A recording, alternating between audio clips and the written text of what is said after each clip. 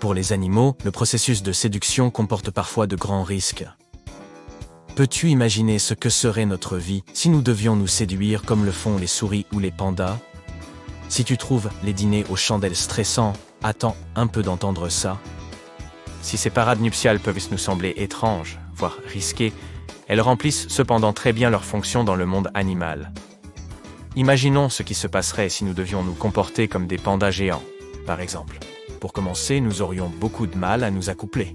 Dans ce monde, les femmes ne disposeraient que de très peu de temps pour la reproduction, une fois par an au printemps, et seulement pour quelques jours. Imagine un peu la pagaille.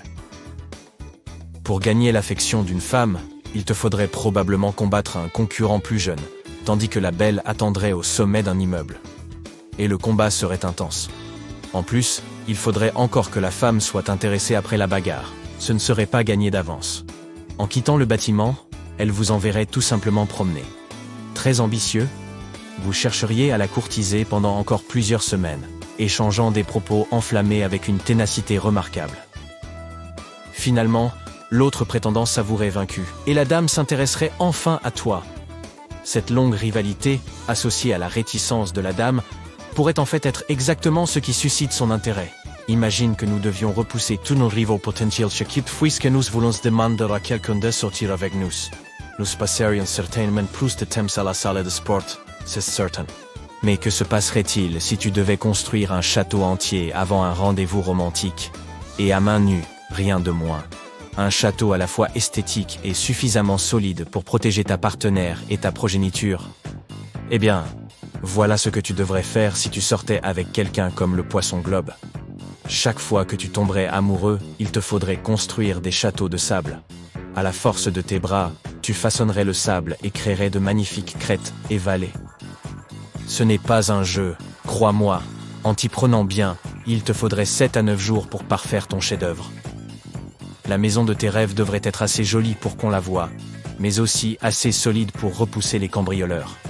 Ensuite, si tu as de la chance, une gentille dame la remarquerait et s'y intéresserait, puis elle se joindrait à la fête.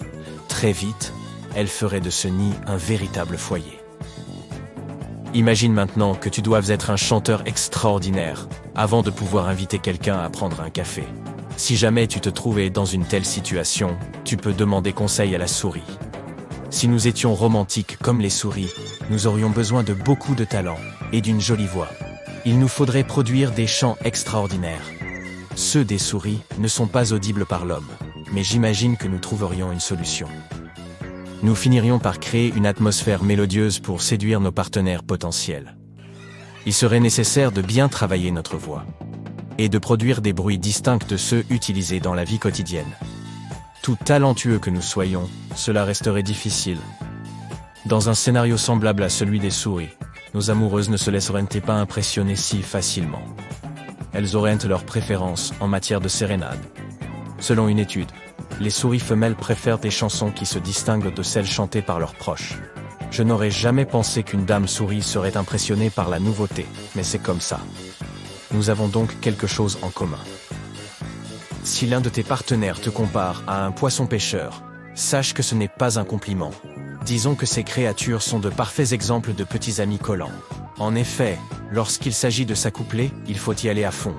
Les messieurs mordent la femelle et se collent à elle. Ils deviennent de véritables parasites, vivant du corps de la femelle qui, étonnamment, est plus grand. À un moment, les mâles se font carrément absorber par les dames. Le monde des poulpes est déjà assez mystérieux. Il n'est donc pas étonnant que leur rituel d'accouplement soit tout aussi unique. Bien sûr, nous avons tous cet instinct protecteur lorsqu'il s'agit des personnes auxquelles nous tenons.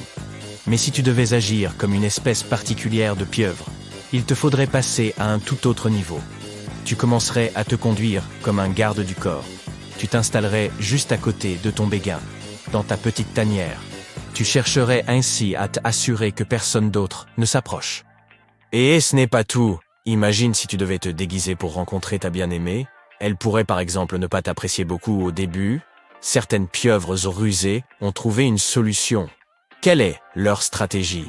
Eh bien, tu dois te déguiser en femelle pour tromper les autres mâles. Tu dois changer d'apparence et de couleur pour te fondre dans la masse et passer inaperçu. Pourquoi se donner tant de mal? Il ne s'agit pas seulement d'éviter le danger, Les pieuvres sont connues pour être des créatures plutôt antisociales. Tu dois agir ainsi pour éviter d'être attaqué par les femelles et les mêmes. Tournons maintenant notre attention vers les oiseaux jardiniers du nord de l'Australie, de petits génies de l'architecture. Adopter leur comportement signifierait se donner en spectacle pour impressionner. Ta façon de danser ou ta tenue voyante ne suffirait pas. En fait, il te faudrait construire une structure très précise. Et ce n'est pas tout. Tu devrais aussi la décorer avec toutes sortes d'objets, comme des os, des objets fabriqués et des pierres. Comme si tu avais ta propre galerie d'art en plein milieu de la forêt. Chaque fois qu'une partenaire potentielle passerait par là, tu irais te placer devant ta maison. Et là, soudain, la magie opérerait. Tu commencerais par présenter ta merveilleuse collection d'objets colorés. Mais voici l'astuce.